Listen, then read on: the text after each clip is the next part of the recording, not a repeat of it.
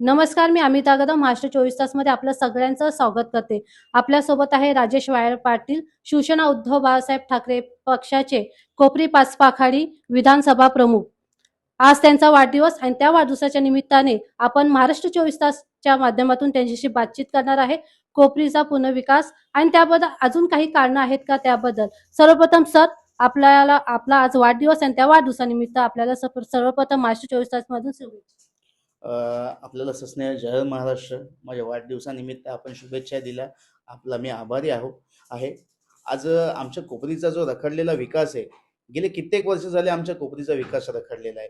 पुनर्विकास प्रकल्प असतील, SRA प्रकल्प असतील, रोड असतील, इन्फ्रास्ट्रक्चर असेल, ड्रेनेज असेल, बऱ्याचशा गोष्टी आहेत ज्या आमच्याकडे होतच नाही आहेत. जे गेले 30-35 वर्ष झाले आमची लोकसंख्या वाढली, पण आम्ही जे यूज करतोय ना, हे 30-35 वर्षापूर्वीच्याच गोष्टी यूज करतोय. म्हणजे गटाराची लाईन बोला किंवा ड्रेनेजची लाईन बोला. आज 30 वर्षापूर्वी कोपरीची लोकसंख्या 20,000 होती, आज ती 50-55,000वर गेलेली आहे. सो आम्ही याच गोष्टीवरती लोकांशी बोलतोय, याच गोष्टीवरती फाईट करतोय आणि नक्कीच आम्ही या गोष्टीमध्ये बदल घडून आणू. आमच्या इथे जी डेव्हलपमेंट व्हायला पाहिजे, म्हणजे मी मॅच्युरिटी आल्यानंतर कळतंय की जी डेव्हलपमेंट व्हायला पाहिजे ती होत नाहीये. आज पुनर्विकासामध्ये बऱ्याचशा गोष्टी अडचणी आहेत. आज सोसायट्यांवरती क्लस्टरचं झोनिंग टाकलेलं आहे, बरेचसे वेगवेगळे झोनिंग टाकलेले आहेत. त्याच्यामुळे सोसायट्यांचा जो रिडेव्हलपमेंटचा विषय आहे पुनर्विकासाचा, तो अडकलेला आहे. त्याच्यानंतर काही जे SRA प्रकल्प जे रन करायचे आहेत कोपरीत, जे लोकांचं स्टँडर्ड ऑफ लिव्हिंग वाढायला पाहिजे, जे प्रकल्प SRA प्रकल्प रन व्हायला पाहिजेत, याच्यात काही राजकीय लोकांचे लागेबांधे आहेत. त्यामुळे बिल्डरची पिळवणूक होते आणि कोपरीकर आज चांगल्या घरांपासून वंचित आहेत. सर, आपण आता सांगितलं की कोपरीचा पुनर्विकास हा काही राजकीय लागेबंदेमुळे थांबला आहे. समजा हे लागेबंदे नसते तर कोपरीचा विकास हा किती वर्षापूर्वी झाला असता. तुम्हाला सांगू इच्छितो की मला वाटतं 10 वर्षापूर्वीच आमच्याकडे पुनर्विकासाची प्रक्रिया चालू झाली. म्हणजे एक बोलायला गेलं तर 10च वर्षापूर्वी आमच्या कोपरीचा विकास 10-15 वर्षापूर्वीच सुरुवात झाली असती, त्याचा श्री गणेशा झाला असता. पण आज तो होत नाहीये. आज मी एक कोपरीचं ब्लूप्रिंट बनवायचा प्रयत्न करतोय माझ्या माध्यमातून, की कोपरीचा पुनर्विकास कसा असावा. एक मिनी दुबई किंवा मिनी सिंगापूर माझं सुंदर असं कोपरी असावं असा माझा मानस आहे. मग तो कसाही करो, कोणीही डेव्हलप करो, कशाही पद्धतीने करो, पण जे मी ब्लूप्रिंट रन करतोय कोपरीसाठी, जे माझं विजन आहे कोपरीसाठी, ते मला अस्तित्वात आणायचंय. त्याच्यासाठी मी झगडतोय आणि लढतोय. आजही आपण बघितलं की ज्या पायाभूत सुविधा कोपरीकरांना मिळाल्या पाहिजेत ते अजूनही मिळाल्या नाहीत. आपण वारंवार त्या विरोधात आवाज उठवला, पण आपलं काय कारण. प्रथम तर तुम्हाला सांगतो की काही SRA प्रकल्प झाले आहेत आमच्याकडे, डेव्हलपही झालेत. पण आज 30-35 वर्ष झाले तुम्ही कोपरीमध्ये पाहू शकता ना, ज्या ड्रेनेज लाईन आहेत त्या आजही तशाच आहेत, सेवरेज लाईन आहेत त्या आजही तशाच आहेत, रस्ते जे आहेत 6 मीटरचे रोड गेले 35 वर्ष झाले तसेच आहेत. पण या 35 वर्षामध्ये जी झपाट्याने लोकसंख्या वाढली आहे, सो सिस्टीमवरती येणारा ताण आहे. आज ड्रेनेज लाईन नवीन टाकलेली नाहीये आमच्याकडे, जी पूर्वीची आहे तीच आहे. आज गटारांची अवस्था तशीच आहे.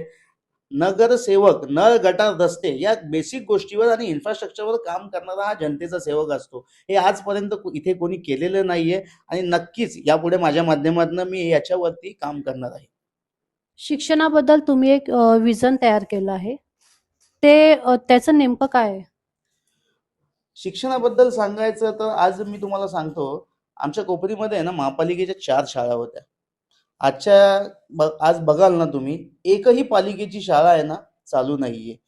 जर मुंबईमध्ये साहेब ठाकरे हे प्रत्येक BMC ची शाळा ही ICSE बोर्ड करू शकतात, जे दारिद्र्य रेषेखालचे किंवा ज्यांचे इकॉनॉमिकली जे बॅकवर्ड आहेत किंवा जे फी अफोर्ड नाही करू शकत, असेही विद्यार्थी आज ICSE लेवलचं एज्युकेशन मुंबईमध्ये घेत आहेत.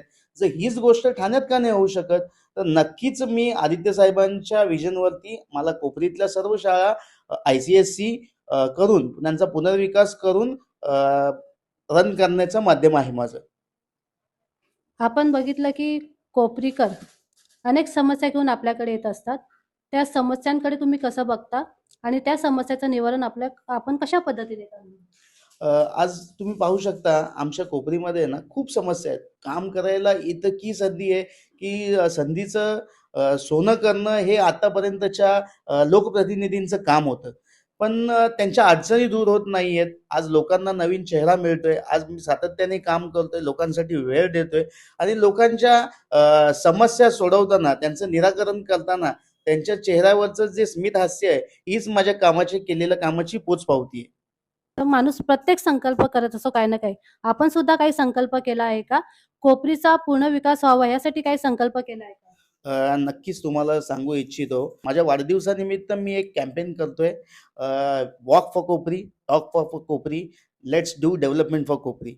आज कोपरीमध्ये प्रत्येक एरियामध्ये जो रखडलेले प्रकल्प आहेत, जे रखडलेले SRA आहेत, त्या ठिकाणी मी स्वतः लोकांच्या समस्या जाणून घेणार आहे. घरोघरी जाऊन स्वतः त्यांच्या शासकीय अडचणी काही आहेत, त्याच्यानंतर शैक्षणिक अडचणी आहेत, महापालिकेच्या रिलेटेड काही अडचणी आहेत. या स्वतः जाऊन त्यांच्याकडनं जाणून घेणार आहे आणि त्याचं निराकरण करण्याचा प्रयत्न करण्याचा संकल्प माझ्या वाढदिवसाच्या निमित्त मी घेत आहे. आपल्यासोबत होते राजेश वायर पाटील, शिवसेना उद्धव बाळासाहेब ठाकरे पक्षाचे कोपरी पाचपाखाडी विधानसभा प्रमुख. ह्यांच्याशी बातचीत करताना कोपरीचा विकास का रखडला आहे, त्याची प्रमुख कारणं काय आहेत, त्यांनी ते सांगितलंच आहे. परंतु त्यांनी त्यांच्या वाढदिवसानिमित्त एक संकल्प केला आहे की कोपरीचा विकास ते कशा पद्धतीने करणार आहेत. जर जनतेने त्यांना साथ दिली तर कोपरीचा इतका वर्ष रखडलेला विकास ते नक्कीच आपल्या माध्यमातून पूर्ण करतील आणि कोपरीकरांच्या ज्या काही अपेक्षा आहेत त्या अपेक्षा त्या आपल्या माध्यमातून नक्कीच पूर्ण करतील.